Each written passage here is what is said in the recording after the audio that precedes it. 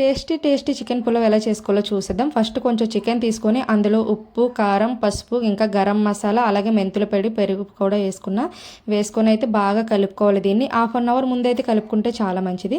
ఇలా బాగా కలుపుకొని అయితే పక్కన పెట్టేసుకోండి. నెక్స్ట్ అయితే కుక్కర్లో అయితే నేను చూపిస్తున్న ఇలా మసాలా దినుసులన్నీ వేసేయండి. వేసి పచ్చిమిర్చి, ఉల్లిపాయలు, టమాటోస్ కూడా వేసుకొని అయితే బాగా వేగనివ్వాలి. ఇంకా వేగకైతే అందులో అయితే పుదీనా, కొత్తిమీర కూడా యాడ్ చేసుకోండి. నెక్స్ట్ అల్లం వెల్లుల్లి పేస్ట్ కూడా వేసి బాగా ఫ్రై అయ్యాకైతే ఆల్రెడీ మనం కలిపి కట్టుకున్న చికెన్ అయితే వేసేసుకొని మూత పెట్టేసుకోండి.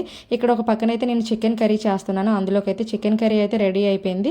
ఇలా ఆయిల్ పైకి తేలే వరకు ఉడకనివ్వాలి. ఉడికాకైతే మనం కడుగు పెట్టుకున్న రైస్ అయితే దానిపైన వేసి బాగా కలుపుకోవాలి రైస్కి పట్టేలాగా. నెక్స్ట్ అయితే సరిపడా వాటర్ అయితే వేసి ఇలా మూత అయితే పెట్టేసుకోండి.